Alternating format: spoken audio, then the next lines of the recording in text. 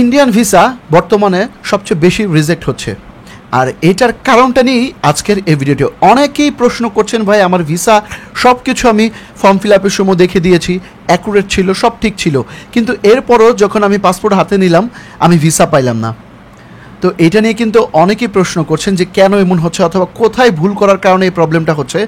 আজকে এই ভিডিওটির মাধ্যমে আমি সেগুলো সম্পূর্ণ আপনাদের ধরিয়ে দেওয়ার চেষ্টা করব। যারা নিজে নিজে ফর্ম ফিল আপ করছেন ইন্ডিয়ান ভিসার, হয়তো বা আপনি ভাবতেছেন যে আপনি সব সঠিকভাবে করেছেন, কিন্তু কিছু কিছু ছোটো ছোটো ভুলের কারণে কিন্তু আপনার ভিসা রিজেক্ট হয়ে যাবে। দেখুন, একে তো ইন্ডিয়া ভিসা দিচ্ছে অনেক দেরিতে। আপনি অ্যাপ্লিকেশন জমা দেওয়ার পর ফাইল আপনার 30 থেকে 40 দিন, এমনকি 50 দিন পরও কিন্তু ডেলিভারি পাচ্ছেন। আর যখন পাসপোর্টটা হাতে ডেলিভারি নিয়ে হাতে দেখেন, তখন যখন দেখেন যে খুলে আপনার ভিসা নাই পাসপোর্টের মধ্যে, তখন যে কষ্টটা লাগে মনের ভেতর, মানে এটা বলে বোঝানো যাবে না। অনেকেই এ নিয়ে ভিডিও করতেছেন, ফেসবুকে ক্ষোভ প্রকাশ করছেন যে কেন ভিসা দিচ্ছে না। আসলে ঠিকভাবে যদি আমরা ফর্মটা ফিল আপ করি তাহলে অবশ্যই আমরা সব কাগজপত্র ঠিকভাবে জমা দিলে অবশ্যই ভিসা পাবো। তবে কয়েকটা ক্ষেত্রে ভিসা পাওয়া যায় না, অনেক প্রবলেম হয়, সেগুলো নিয়েও আলোচনা করব। তবে আপনারা যেই জায়গায় ভুলগুলো করেন এবং যেই ভুলগুলোর কারণেই ইন্ডিয়ান ভিসা রিজেক্ট হয় সেইগুলো নিয়ে আজকে আলোচনা করব। যারা আমার এই ভিডিওটা সম্পূর্ণ দেখবেন এবং দেখে বুঝে শুনে এরপর ভিসা ফর্ম ফিল আপ করবেন, আশা করি তারা সকলেই কিন্তু ভিসা পাবেন। তো এই জন্য বলবো ভিডিওটা একদম না টেনে লাস্ট পর্যন্ত দেখুন এবং বুঝুন যে আমি কি বুঝাচ্ছি। তো ভিউয়ার্স, প্রথমে আসি যে কাদের ভিসা একেবারেই হচ্ছে না। এটা হচ্ছে যারা আগে পাসপোর্ট ছিল যাদের, এখন বর্তমানে রিনিউ করেছেন বা নতুন করে ই পাসপোর্ট করেছেন, আগের পাসপোর্ট সংশোধন করে, হয়তোবা সেটা হোক না কেন নামের একটা বানান ভুল সংশোধন করেছেন, অথবা আপনার বয়সের কোনো প্রকার ভুল সংশোধন করেছেন নতুন পাসপোর্টে এসে, তাহলে তাদের ক্ষেত্রে কিন্তু ইন্ডিয়ান ভিসা হচ্ছে না। কারণটা হচ্ছে ইন্ডিয়ান ভিসা সেন্টার বা ইন্ডিয়ান ভিসা অ্যাপ্লিকেশন সেন্টার অথবা ইন্ডিয়ান ভিসা এম্বাসি, তারা মনে করে যে এই লোকটা হয়তো বা 2 নম্বরই কোনো কিছু করেছে, অথবা এটা কোনো চেঞ্জ কেন করেছে, মানে বিভিন্ন ধরনের প্রশ্নের সম্মুখীন হতে হয়। তারা চিন্তা ভাবনা অনেক কিছু করে হয়তো বা ক্যান্সেল করে দেয়। তো এই জিনিসটা কিন্তু আপনারা পরিলক্ষিত করবেন। যারা আমার ভিডিওটা দেখতেছেন, ভিডিও নিচে অনেকেই কিন্তু দেখবেন যে এর মধ্যে কমেন্ট পড়ে গেছে যে হ্যাঁ ভাই, আমার নাম বা বয়স পরিবর্তন করার পর থেকে কিন্তু আমি ভিসা পাচ্ছি না, এর আগের পাসপোর্টে কিন্তু আমার ভিসা ঠিকই ছিল, এখন নাই। তো এইটার কোনো সমাধান নাই, এখনও পর্যন্ত হয় নাই। ইন্ডিয়া কেন রিজেক্ট করতেছে ভিসা যে পরিবর্তন হইলে কোনো প্রকার, এটার কোনো সমাধান নাই। এটার জন্য একটা জিনিস, সেটা হচ্ছে কি 2 থেকে 3 বার 4 বার আপনাকে অ্যাপ্লাই করতে হবে। আপনি অ্যাপ্লাই করলেন, আপনার ভিসা রিজেক্ট হলো, আবার অ্যাপ্লাই করলেন, আবার ভিসা রিজেক্ট হলো, এরকম 2 থেকে 3 বার 4 বার করে যেতে হবে। হয় এটা করুন, না হয় কন্ট্রাকচুয়াল কিছু কাজ হয় ভেতরের মানুষ দিয়ে, সেই কন্ট্রাকচুয়াল কাজ আপনারা করতে পারেন। সেই ক্ষেত্রে টাকা অনেক যাবে, আবার হওয়ার চান্সও আছে, না হওয়ার চান্সও আছে। তো কন্ট্রাক্ট ছাড়া আর সেই ক্ষেত্রে উপায় নাই, এটাও বলে দিলাম। বাট কী করবেন, যদি কন্ট্রাক্ট না করতে চান, টাকা পয়সা অত বেশি না থাকে, তো অবশ্যই চেষ্টা করবেন 2 থেকে 3 বার 4 বার অ্যাপ্লাই করার জন্য। যদি রিজেক্ট হয় তারপরেও চেষ্টা করে যাওয়ার জন্য, অবশ্যই একদিন হবে। এছাড়া আর কোনো অপশনই নাই, রাখেই নাই তারা। এটা একটা বিষয়। আরেকটা হচ্ছে যাদের পাসপোর্ট একবার হারানো গেছে, আপনার প্রিভিয়াসলি কোনো পাসপোর্ট হারাইছে, আপনি নতুন পাসপোর্ট নিয়ে এবার ভিসা করতে যাচ্ছেন, তারা তো মনে করেন যে ডেফিনেটলি পাচ্ছেন না। এইটার কারণ সম্পর্কেও ইন্ডিয়ান ভিসা অ্যাপ্লিকেশন সেন্টার অনেকভাবে জানার চেষ্টা করেছি, অ্যাম্বাসিতেও মেল করেছি, ফোন করেছি, কিন্তু তারা কোনো এটার সঠিক কারণ দর্শায় নাই। তারা একটাই কারণ বলেছে যে হয়তোবা তারা মনে করে যদি আপনার কোনো পাসপোর্ট হারানো যায়, আবার আপনি নতুন পাসপোর্ট করে ভিসা করেন, তারা মনে করে যে আগের পাসপোর্টটা আপনার হয়তোবা কোনো অকারেন্স করেছেন, যার কারণে পাসপোর্টটা হারিয়ে ফেলছেন, অথবা আপনি ইচ্ছা করে গায়েব করে ফেলছেন। তো এই কারণে তারা ভিসা দিতে চায় না। এখানে আরেকটা কথা আছে, অনেকেই বলবেন যে ভাই আমি জিডি কপি জমা দিয়েছি, আমি লস্ট পাসপোর্ট সার্কুলার জমা দিয়েছি, এরপর ভিসা ফিল আপ করেছি, ফর্ম জমা দিয়েছি, তো এরপরও কেন দিচ্ছে না? ওই যে বললাম, এইটার কারণ এখনও পর্যন্ত ইন্ডিয়ান ভিসা অ্যাপ্লিকেশন সেন্টার বা ইন্ডিয়ান এম্বাসি দর্শায় নাই। তাদের কাছে জিজ্ঞেস করলে এটার কোনো উপযুক্ত কারণ পাওয়া যায় না। তো মনে করেন যে যাদের একবার পাসপোর্ট হারাবে তাদের জন্য ভাই ইন্ডিয়ান ভিসা একদম হারাম হয়ে যাবে। তবে এইটার একটা সমাধান আছে, সেটা হচ্ছে ওই যে বললাম 2 থেকে 3 বার 4 বার আপনার রিজেক্ট হয়েছে, আবার আপনি অ্যাপ্লাই করুন।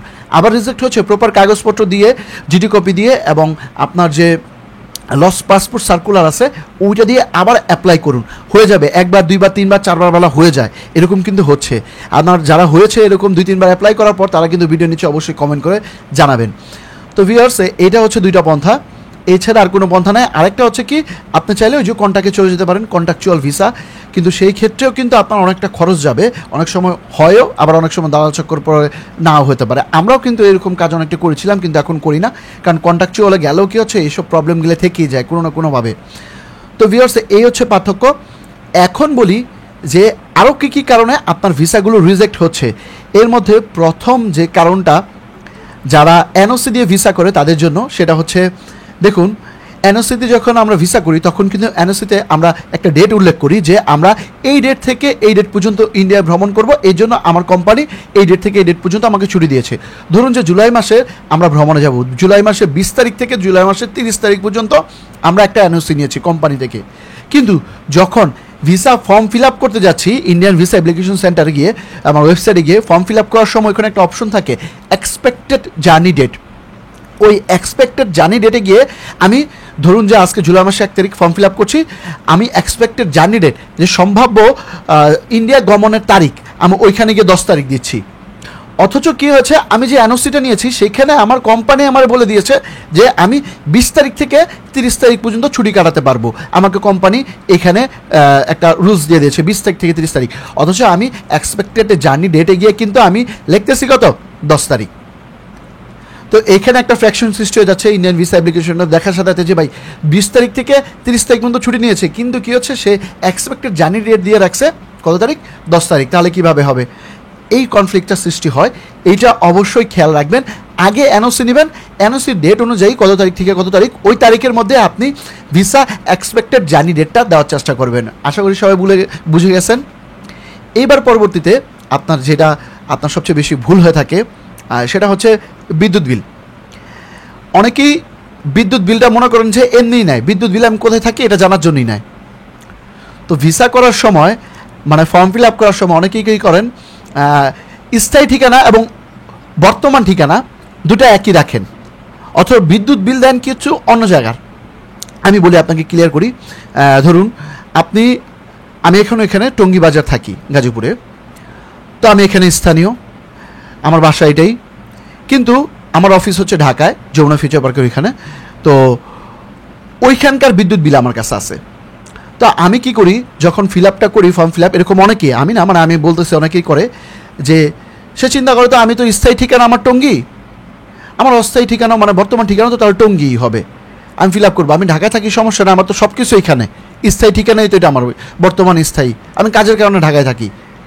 তো কী করে সেক্ষেত্রে ভিসা করার সময় যে বিদ্যুৎ বিলটা দেয় সেটা ঢাকার দেয়, কিন্তু ফর্ম ফিল আপের সময় স্থায়ী ঠিকানা কী করে, এই স্থায়ী ঠিকানা টঙ্গীটা দেয়, এবং কি অস্থায়ী মানে বর্তমান ঠিকানার জায়গায় কী করে এই স্থায়ী ঠিকানা দিয়ে রাখে, পাসপোর্টের মধ্যে যে ঠিকানাটা এটা দিয়ে রাখে।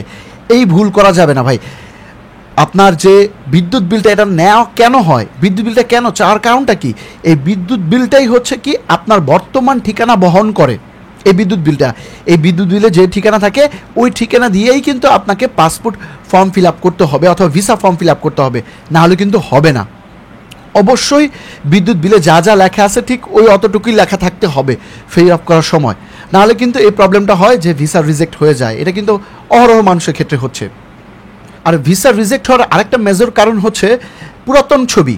আপনারা জানেন ইন্ডিয়ান ভিসার জন্য 2x2 সাদা ব্যাকগ্রাউন্ডের ছবি রাখতে হয়, এবং কি হচ্ছে কোনো চশমা পরে অথবা হিজাব পরে অথবা কান ঢেকে চুল ঢেকে ছবি তোলা যাবে না, এবং কি 3 মাসের পুরনো ছবি হওয়া যাবে না। কিন্তু তা সত্ত্বেও আপনারা বিগত কোনো ভিসা করেছেন আগের বছর অথবা আগের মাসে 3-4 মাস আগে, ওই ভিসার ছবি দিয়ে আবার নতুন ভিসার জন্য যখন অ্যাপ্লাই করেন তখন কিন্তু ধরাটা খান। ভাই 50 টাকা 100 টাকার জন্য কেন আপনারা এই কাজটা করতে জানেন? অনেকেই কিন্তু এই কাজটা করে না, আগের ভিসার ছবি আবার পরবর্তী ভিসাতেও দেন নতুন ভিসা অ্যাপ্লাই করার সময়। তারা তো ভিসা যখন দেয় এর আগে আপনার আগের ভিসাগুলো চেক করে, পেজগুলো উল্টায়, তখন দেখে যে আগের ছবি দিয়ে আবার অ্যাপ্লাই করেছেন। ভাই কেন? যখন যতবার ভিসা করবেন ততবার নতুন ছবি তুলে অ্যাপ্লাই করবেন, যাতে আপনার রিসেন্টলি ছবি এটা বোঝা যায়। এই কাজটা কোনোদিনও করবেন না। এইটার কারণে কিন্তু অনেকেই হেলামি করে দিয়ে দেন যে হয়ে যাবে, বাট এইটার কারণে কিন্তু 100% ভিসা রিজেক্ট হয়। তো আশা করি এই প্রবলেমগুলো আপনারা বুঝতে পেরেছেন, এই কারণে ভিসা কিন্তু রিজেক্ট হয়। এরপর আরেকটা আসি সবচেয়ে মূল কারণ, সেটা হচ্ছে স্টুডেন্টদের ক্ষেত্রে কেন রিজেক্ট হচ্ছে। আপনারা যে সিলেক্ট করবেন এডুকেশন কোয়ালিফিকেশন কোনটা সিলেক্ট করবেন আপনারা আইডেন্টি কার্ডের সাথে মিল রেখে এটা কিন্তু আপনারা করতে পারেন না, যার কারণে ইন্ডিয়ান ভিসা রিজেক্ট হয়। তো চলুন আপনাদের কম্পিউটার ডেস্কটপে নিয়ে দেখাই যে কিভাবে আপনারা এডুকেশন কোয়ালিফিকেশন সিলেক্ট করবেন। এবং অনেকে আছে আগের পাসপোর্টের মেয়াদ আছে, নতুন পাসপোর্ট করেছেন, সেই ক্ষেত্রে আপনারা একটা অপশন থাকে ইন্ডিয়ান ভিসা অ্যাপ্লিকেশন সেন্টারে ফর্ম ফিল আপ করার সময়, ওইখানে এই আগের পাসপোর্টের বিবরণী আপনারা দিতে পারেন না বা ভুলে যান। তো ওইটা আপনাদের এখন ভিডিওর মাধ্যমে দেখাবো কম্পিউটার ডেস্কটপে নিয়ে। তো চলুন। ভিউয়ার্স, আমরা এখন ইন্ডিয়ান ভিসা অ্যাপ্লিকেশন সেন্টার ওয়েবসাইটে আসি এবং দেখতে পাচ্ছেন অ্যাপ্লিকেন্ট ডিটেলস ফর্ম। এখানে আমরা পূরণ করতেছি একজনের ভিসা ফর্ম। দেখেন মেহেদি হাসান নামে একজনের। তো এইখানে দেখেন, এখানে এসে একটা মেহেদি হাসান হচ্ছে একটা স্টুডেন্ট। তো সে কি সিলেক্ট করবে, এখানে এসে সে প্রবলেমে পড়েছে। তো আমি আপনাদের, অনেকেই আছেন এখানে এসে স্টুডেন্টের ক্ষেত্রে অনেক প্রবলেম পড়েন। আপনারা কি দিবেন কোয়ালিফিকেশন, এডুকেশন কোয়ালিফিকেশন, এটা আপনারা ভুল করেন। তো এটা আমি আপনাদের ক্লিয়ার করে দিচ্ছি। দেখেন এইখানে লেখা আছে যে সিলেক্ট এডুকেশন কোনটা করেন আপনি, এখান থেকে সিলেক্ট করতে বলছে। যদি আপনারা প্রথমটা সিলেক্ট করেন, দেখেন বিলো ম্যাট্রিকুলেশন, তার মানে হচ্ছে একদম যদি বাংলা ভাষা এক কথায় বলতে চাই, মেট্রিক পরীক্ষা যারা দেন নাই, নিচে আছেন ক্লাস 10, 9, 8, তারা হচ্ছেন বিলো ম্যাট্রিকুলেশন। ঠিক আছে?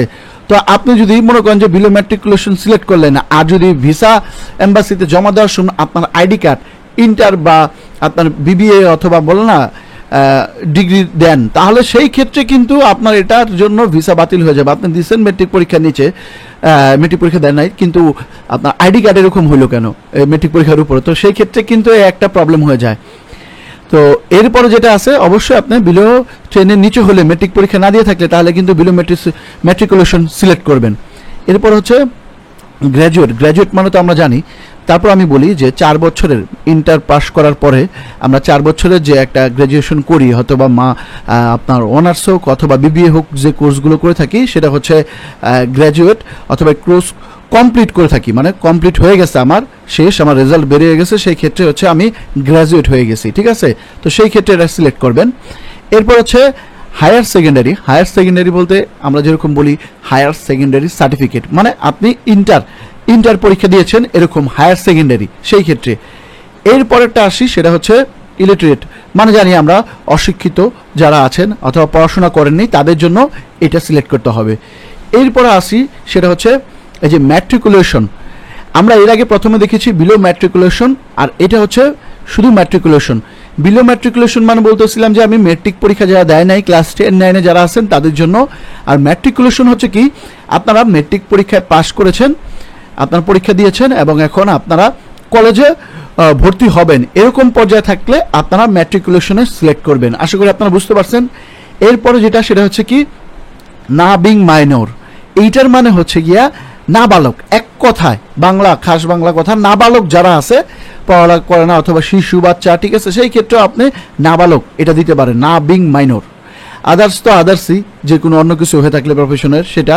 তারপর পোস্ট গ্র্যাজুয়েট, যারা ওই 4 বছরের অনার্স বা বিবিএ অথবা ডিগ্রি করার পরে আরেকটা স্নাতক ডিগ্রি নেন মাস্টার্স করার জন্য অথবা আদার্স কোনো ডিগ্রি, সেই ক্ষেত্রে আপনারা ওটা পাস করেন, তখন সেই ক্ষেত্রে পোস্ট গ্র্যাজুয়েট বলা হয়ে থাকে, তখন ওটা আপনারা সিলেক্ট করবেন। আর এটা হচ্ছে প্রফেশনাল, যদি অন্য কোনো কাজে প্রফেশনাল লিপ্ত থাকেন তাহলে সেই ক্ষেত্রে এটা দিবেন। তো আশা করি এইখানকার যে এডুকেশন কোয়ালিফিকেশন, এইটাতে আপনারা এরপর থেকে আর ভুল করবেন না।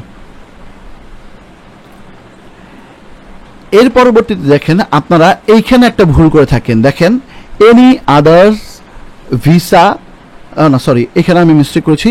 এই দেখেন এনি আদার ভ্যালিড পাসপোর্ট। তো এইখানে আপনারা কি বুঝতে পারতেছেন যে আপনাকে এক কথায় বলেছে এনি আদার্স ভ্যালিড পাসপোর্ট, মানে কি আপনার কি আর কোনো ভ্যালিডিটি আছে, মেয়াদ আছে, এরকম পাসপোর্ট আছে কিনা। যদি থাকে তাহলে ইয়েস দেন, আর যদি না থাকে নো দেন। নো দিলে দেখেন কিছু থাকবে না, এখানে চলে যাবে সব কিছু। আর ইয়েস দিলে আপনাকে ডিটেলস দিতে হবে। এইখানে দেখেন আপনার, এখন আমি এখানে একটু ক্লিয়ার করে দিই, সেটা হচ্ছে কি এটা কারা দিবে, এনি আদার ভ্যালিড পাসপোর্ট, এটা কারা দিবে। অনেকে আছে যাদের 2-3টা পাসপোর্ট আছে। তো অনেকে আছেন লাস্ট যে পাসপোর্টটা করছেন কিন্তু তার আগের পাসপোর্টে আপনার মেয়াদ আছে। ধরুন যে আপনার একটা পাসপোর্ট আছে যেটা মেয়াদ শেষ হবে 2025 সালে, এখন 23 চলতেছে, 2025 সালে শেষ হবে। বাট আপনি কি করছেন, ওই পাসপোর্টে মেয়াদ থাকা সত্ত্বেও আপনি আবার নতুনই পাসপোর্ট করে ফেলছেন, আরেকটা আপনার কোনো প্রকার সংশোধন করে অথবা যাই হোক না কেন করে ফেলছেন। তো সেই ক্ষেত্রে অনেক সময় হয় কি, যখন আমি নতুন পাসপোর্ট করে ফেলি আর পুরাতন পাসপোর্টে আমার মেয়াদ থাকে, তখন অনেক সময় যদি আমরা বলি যে পুরাতন পাসপোর্টে যদি কারো আগে থেকে কোনো ভিসা থাকে, ইন্ডিয়ান ভিসা হোক, যে কোনো ভিসা, ওই ভিসার মেয়াদ থাকে, তখন আমরা কিন্তু পাসপোর্ট জমা দেওয়ার সময় পুরাতনটা আমরা বলি কিন্তু এই পুরাতন পাসপোর্ট যেন বাদ না করেন, কারণ এই পাসপোর্ট দিয়ে আমি আবার যাব, আমার ভিসার মেয়াদ আছে। সেই ক্ষেত্রে কিন্তু ওই পাসপোর্টের মধ্যে কোনো প্রকার পাঞ্চ করে না। আর যদি ওই পাসপোর্টের মধ্যে কোনো প্রকার যদি পাঞ্চ বা কেটে না দেয়, তাহলে সেই ক্ষেত্রে ওই পাসপোর্টটা কিন্তু ভ্যালিডিটি থাকে।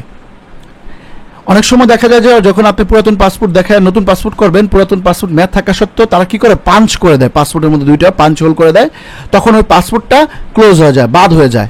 মানে পাসপোর্ট আপনাকে সারা জীবন ক্যারি করতে হবে পুরানটা, কিন্তু কি এটা ভ্যালিডিটি নাই, বাদ হয়ে গেছে, তখন সেই ক্ষেত্রে আপনি নো দিবেন। আর যদি আপনার পাসপোর্ট থাকে, আগের মেয়াদ আছে কিন্তু নতুনটাও আছে, আপনি নতুনটা দিয়ে ভিসা করতেছেন কিন্তু পুরানটা মেয়াদ আছে, তার মানে ওইটা মেয়াদ যেহেতু আছে তাহলে এটা হচ্ছে কি ভ্যালিড, সেই ক্ষেত্রে ভ্যালিড গণ্য করা হবে। সেই ক্ষেত্রে আপনি অবশ্যই ওই পুরাতন পাসপোর্টের ডিটেলসটা সেই ক্ষেত্রে এখানে উল্লেখ করে দিবেন, যে আপনার পাসপোর্ট নাম্বারটা দিবেন পুরাতন, এবং আপনার ইস্যু ডেট আর হচ্ছে এক্সপায়ারি ডেট কবে হবে সে 2টা সিলেক্ট করে দিয়ে বাংলাদেশ ন্যাশনালিটি দিয়ে দিবেন। আশা করি বুঝতে পেরেছেন, কারণ ওই পাসপোর্টটা আপনার মেয়াদ আছে, এই কারণে পাঞ্চ করে নাই, আর পাঞ্চ করে দিলে তাহলে তো শেষই, অথবা আপনার মেয়াদ উত্তীর্ণ হয়ে গেলে এমনিতেই শেষ। আশা করি সবাই ক্লিয়ার, আমার কথা বুঝতে পেরেছেন। তো আশা করি আপনারা বুঝাতে পেরেছি। তো এই সকল কারণগুলো যদি আপনারা খেয়াল রেখে ভিসা করেন, তাহলে আশা করি যে ভিসা রিজেক্ট হওয়ার কোনো সম্ভাবনা নেই। আর যদি এরপর আপনারা না বুঝেন অথবা না পেরে থাকেন, তাহলে অবশ্যই আমার সাথে যোগাযোগ করবেন। দেখেন ভিডিও নিচে আমি ডিসক্রিপশনে নাম্বার দিয়ে দিয়েছি, আমার অফিস আছে যমুনা ফিউচার পার্কের ঠিক অপোজিটে। তো ওইখান থেকে আপনারা আসলে আমি ইনশাআল্লাহ চেষ্টা করব আপনাদের ভিসাগুলো ঠিক সুন্দরভাবে করে দেওয়ার জন্য। অলরেডি করতেছি, প্রতিদিন আমি ভিসা প্রসেসিং কাজ করছি। তো যদি আপনার কোনো প্রকার হেল্প লাগে এছাড়া আমার সাথে যোগাযোগ করতে পারেন। তো ভিউয়ার্স, ভালো থাকবেন, সুস্থ থাকবেন, দেখা হবে পরবর্তী ভিডিওতে। বাই।